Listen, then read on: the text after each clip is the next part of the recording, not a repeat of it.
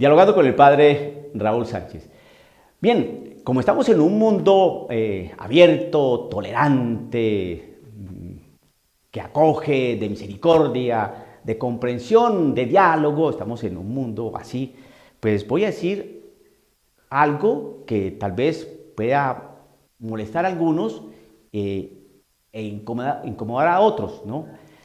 Pues como estamos en un mundo abierto, tolerante, que se aceptan los comentarios, que tenemos libre expresión, pues voy a pedirle a las personas que de pronto no les gusta lo que voy a decir, pues que asuman eso que tanto predican, ¿no? Estamos en una sociedad tolerante, inclusiva, donde existe la libre expresión. ¿Por qué no decir las cosas con libertad? Países democráticos. Bueno, pues entonces eso lo dicen algunos para llevar el agua a su propio molino, ¿no? A decir tolerancia, apertura, libertad de expresión. Pero cuando hay cosas que no les cuadran a estos que dicen, que afirman estas cosas, entonces ahí sí vienen los ataques, las críticas, etcétera, etcétera. Entonces yo invito a la misericordia que tanto predican, ¿no? Y a la tolerancia que tanto anuncian, pues que me tengan misericordia y tolerancia en lo que voy a decir, porque tal vez no les guste a muchos. Muy bien, ¿qué podemos hacer? La cuestión es la siguiente. Me da cierta preocupación, ¿no? Con algunos predicadores, ¿no? Llámense laicos o sacerdotes respetados, que miran todos estos acontecimientos de la Iglesia Católica como algo que va a pasar pronto. La Iglesia siempre ha tenido dificultades, hombre. Acuerde que el que da el triunfo es Cristo Jesús. Sonriámosle a la vida. Acuerde lo que dice San Pablo, estad alegres, o lo repito, estad alegres, ¿no? Entonces digo, bueno, sí, pero espérese un segundo, que las cosas tampoco son de esa manera. Sí, yo sé que Jesucristo va a la victoria y que toda esta payasada que vive la iglesia hoy en día y este mundo, esto el Señor lo va a poner en su justo orden, en su justo momento. Pero también tenemos que tomar la palabra del Señor, ¿no? No solamente algunos textos, sino una palabra bien clara, que hay que cargar nuestra cruz cada día. Y cargar la cruz cada día es trabajar por el Señor, ¿no? Trabajar por nuestros propios pecados, predicar la palabra del Señor, y eso cuesta. Eso es cargar un gran peso hoy en día. Jesucristo cargó la cruz precisamente por nuestros pecados. Se inmoló ahí por nuestros pecados y pasó haciendo el bien y lo colgaron. Pero lo mismo, si eso hicieron con Cristo, también lo van a hacer con nosotros, porque eso lo dice el Señor. Entonces, eso que nos dicen que la iglesia siempre ha pasado problemas, dificultades, que este es uno más, no te aterres, haz más oración, ten más confianza en el Señor, o es que no confías en el Señor, y cosas así, cosas muy infantiles. No, la cosa es seria, muy seria, demasiado seria, y las cosas no van a cambiar para bien. No, este humilde sacerdote dice eso. Sí, muchos pueden disentir, pueden estar en desacuerdo, sí, tienen todo el derecho. Acuérdense que estamos en países libres donde nos podemos tolerar y aceptar nuestros planteamientos. Alguien puede estar diametralmente opuesto a lo que estoy diciendo, pues bien, pero yo veo las cosas de esta manera. La iglesia sí ha tenido problemas siempre, sí, siempre, y siempre los va a tener, pero resulta que el problema ahora es que esto es muy grave. Lo que está viendo la iglesia es demasiado grave, esto es grave y no va a mejorar, no, se va a empeorar. Se va a empeorar. ¿Listo? ¿Y por qué? Pues simplemente, pues miremos los signos de los tiempos. A ver, ¿que la iglesia ha tenido problemas siempre? Claro, claro, pero el problema de la iglesia hoy es lo siguiente, ¿no? La iglesia está teniendo problemas de orden moral, siempre ha tenido, padre, problemas morales. Tiene problemas de liturgia y tiene problemas de doctrina. Entonces la gente podrá decir, bueno, siempre ha tenido ese tipo de... Pero es un segundo, vamos a analizar. ¿Cómo se sabe eso? Pues hombre, cuando usted siembra algo, un frijol, pues no va a esperar que mañana le salga la planta de frijol, no. Tiene que esperarse un tiempo. Pero una cosa sí es bien cierta, que usted va viendo unos brotecitos. Cuando pasan algunos días, usted va viendo unos brotecitos, unas pequeñas hojitas, un pequeño tallito, ¿no? Y ya tiene que pasar más tiempo para ya coger el frijol y hacer un delicioso plato de frijoles. Bueno, vamos entonces a mirar cómo son las cosas que esto está cada vez peor. Hace 100 años, por decir solamente un tiempo, hace 100 años, el mal era mal y lo bueno era bueno. Es decir, pecado era pecado y virtud era virtud. Hoy no. Hoy el pecado no es pecado y la virtud es una tontería. Lo malo es ahora bueno y lo bueno es ahora malo. Punto. Hace 100 años no era así. Vuelvo a repetir, por decir un tiempo, para no irme más atrás. Entonces usted está viendo que si la iglesia cada vez está peor. Porque cuando en la iglesia se empieza a decir que el pecado no es pecado y que lo que es virtud no es tanto, eso sí es un problema muy grave. Muy grave. Entonces, la iglesia está mal a nivel moral y cada vez va a ser peor. La iglesia está mal a nivel litúrgico y va a ser peor. Y cuando digo liturgia, entiéndase la misa. La misa. Y a nivel doctrinal también va a estar cada vez peor. Y lo estamos viendo. Estamos viendo los brotecitos del frijolito que se sembró, o del trigo que se sembró, o de la habichuela que se sembró. Los brotecitos. Que hoy se diga que las personas que tienen estas inclinaciones hacia el mismo sexo, ¿no?, y que quieren vivir, ¿no?, como una familia hermosa y que por qué no los casan o no les dan una bendición, y decir que eso no es pecado, eso ya es muy grave en la Iglesia Católica. ¿Siempre ha existido esa inclinación? Sí, siempre, desde el mismo hombre. Pero siempre ha sido una inclinación que está siempre en entredicho, precisamente por todos los elementos que se conjugan en ella. Entonces, que digan que eso no es pecado o que no debemos mirar las cosas así. Entonces, cuando usted ya va viendo una profunda descomposición, ¿no?, a nivel moral. Que nos digan que destruir, acabar, ¿no?, a un pequeño ser humano, ¿no?, en el vientre de una madre no es pecado, sino que es un derecho, eso es muy grave, demasiado grave. Que nos vengan a decir otras tantas cosas, ¿no?, que la marihuana es excelente para la salud, que es recreativa, que se pasa estupendo y que no hace daño al organismo. Que nos digan que eso es maravilloso, pues yo creo que estamos muy mal. Muy mal. Es un aspecto de orden moral que estamos viendo en los brotecitos. Por eso digo que cada vez va a ser peor. Hace 100 años no estamos así. Hoy sí. Y cada día va a ser peor y la iglesia va a respaldar eso. Lo va a respaldar. Va a respaldar una serie de inmoralidades. Y eso lo va a ver. ¿Por qué? Porque ya lo estamos viendo los brotes.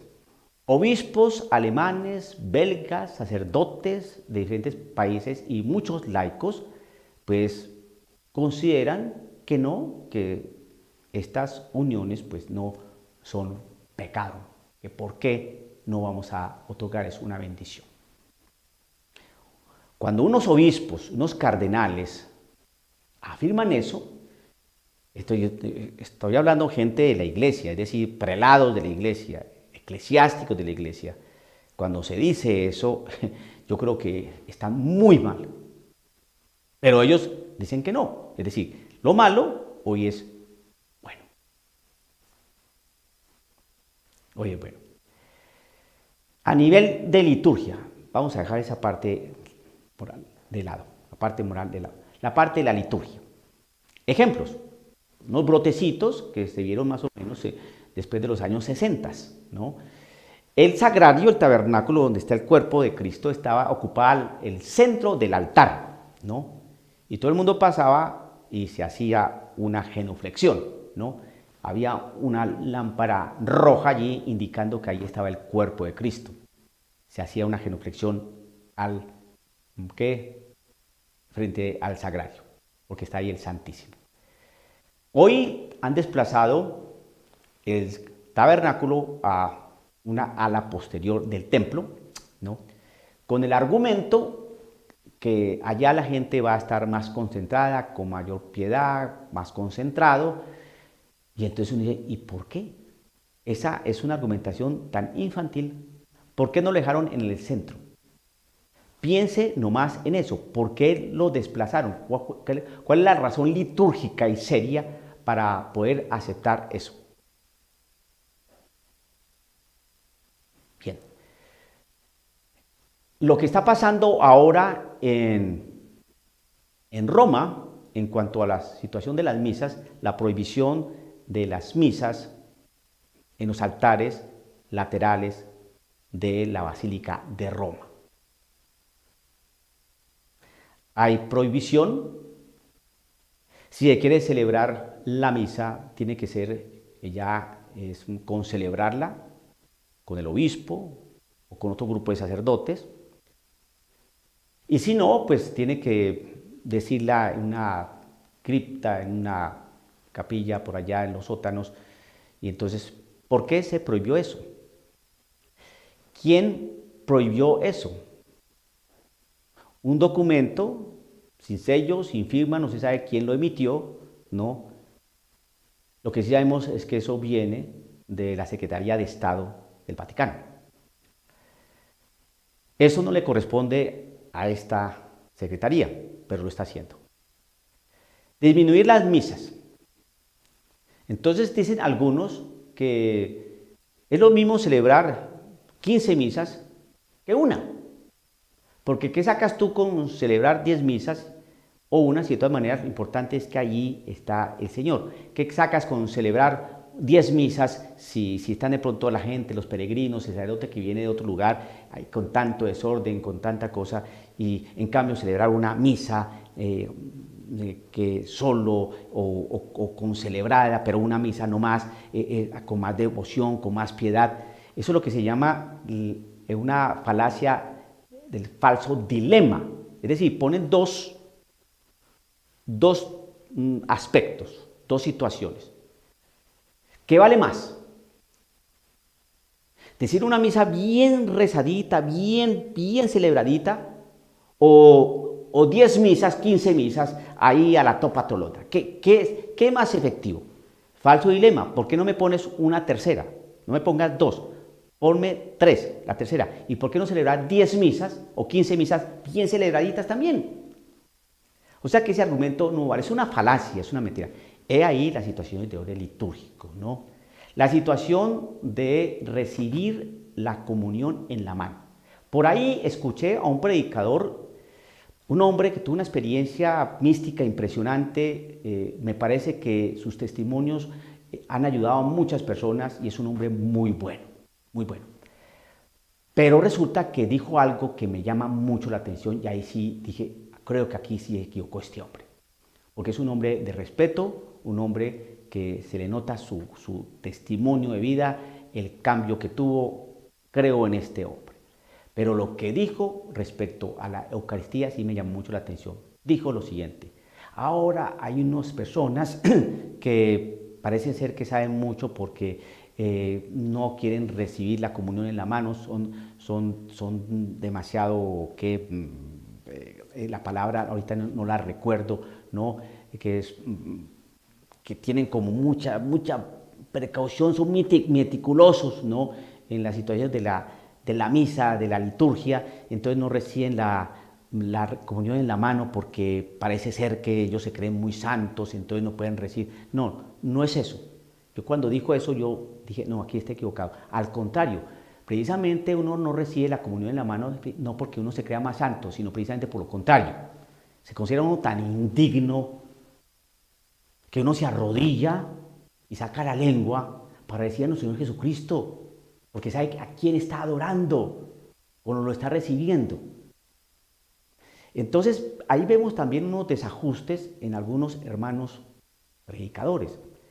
Yo sé que la Iglesia Católica ha aprobado las dos formas, ¿no?, tanto en la mano como en la boca. Y entonces nos remiten por allá, pero entonces acuérdese, hermano, cómo el Señor no le dio el pan a los discípulos, a los apóstoles, la última vez no se las dio en la mano.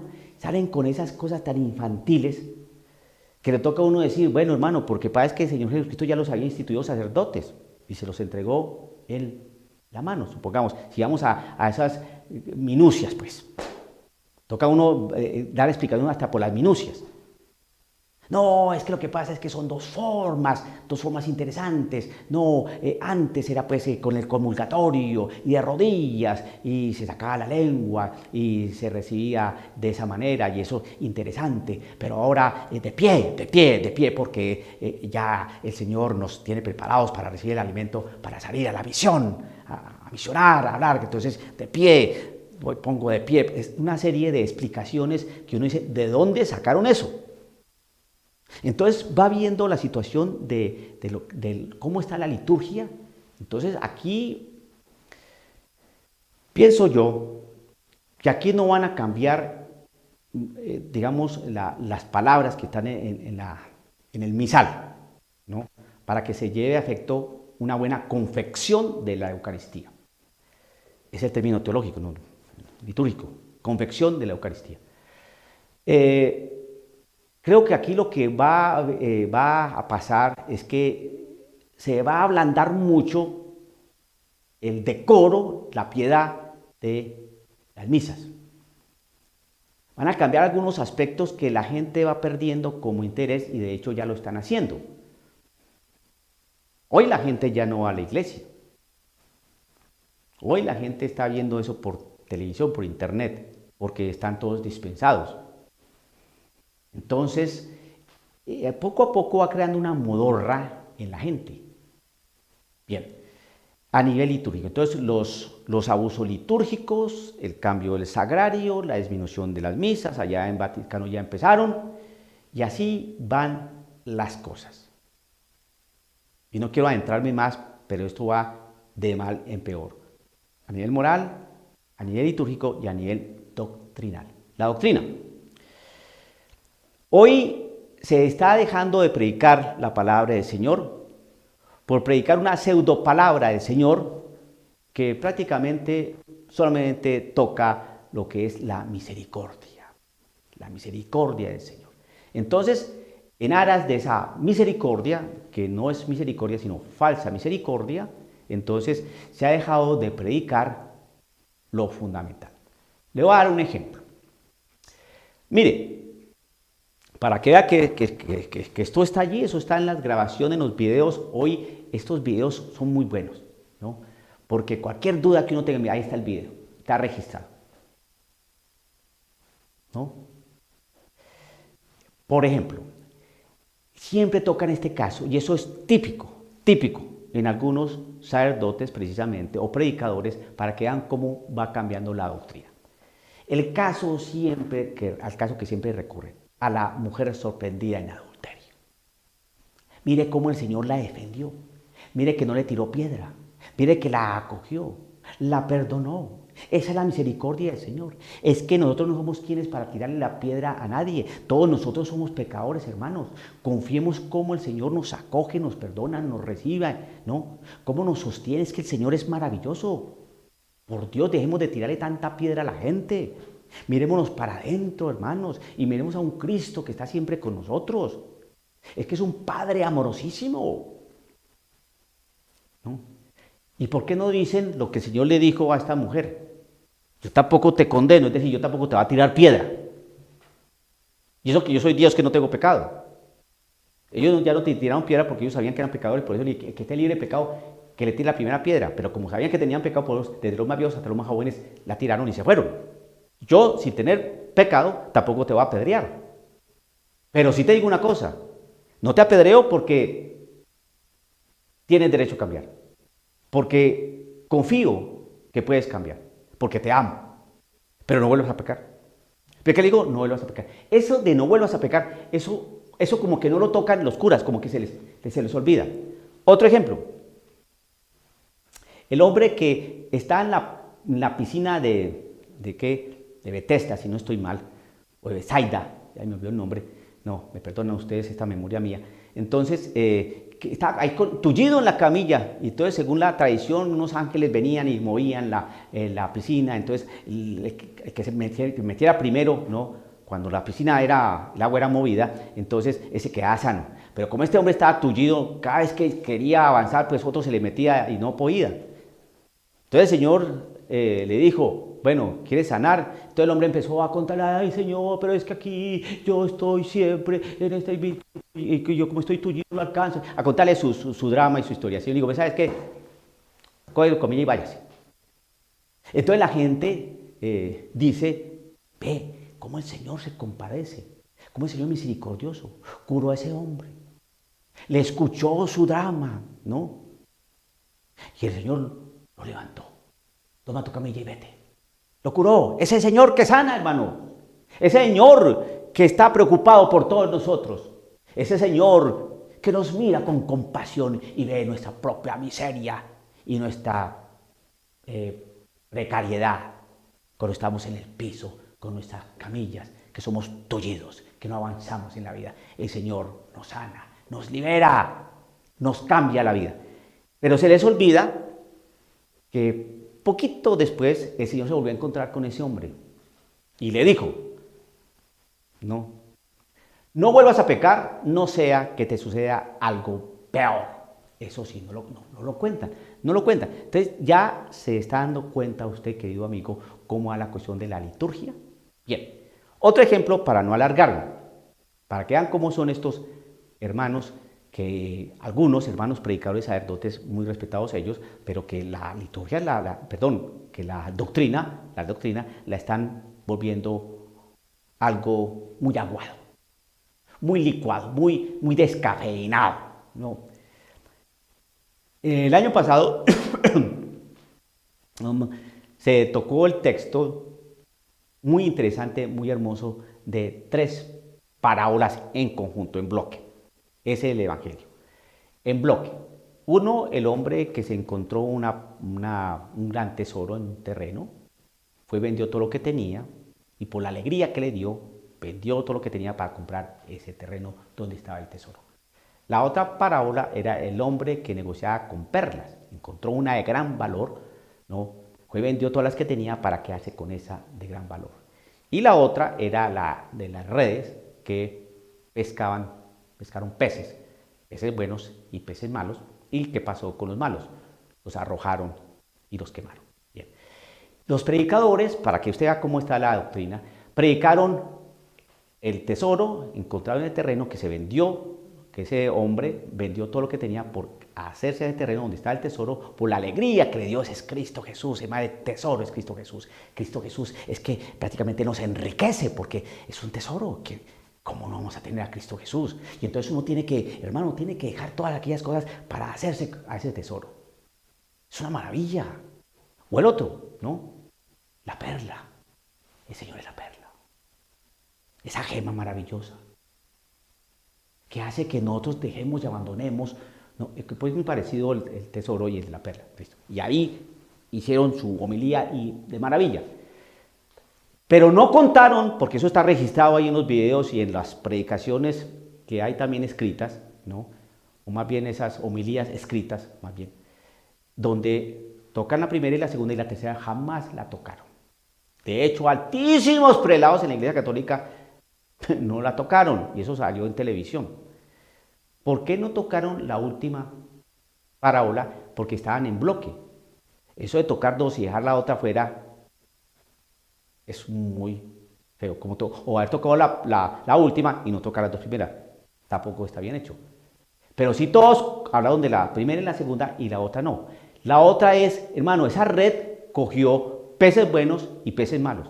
Llegaron los pescadores y separaron los peces buenos, pusieron en canastos y los malos los arrojaron al fuego. ¿Por qué no explican eso? Ajá, porque hay que explicar qué significan los peces malos y por qué arrojados al fuego. Eso no lo van a predicar, eso no lo van a predicar, no lo van a predicar. Y para terminar, una que me acaba de acordar. Para que vean cómo va la cuestión de la doctrina. Eso de que no creo mucho en el demonio, que lo dijo un obispo por allá en Colombia, muy respetado él, ¿no? Y el propósito general de los jesuitas, que el demonio es una realidad simbólica, eso es cambiar doctrina. Eso es cambiar un dogma de la Iglesia Católica. El demonio existe como entidad personal, maléfica, punto. ¿Ve?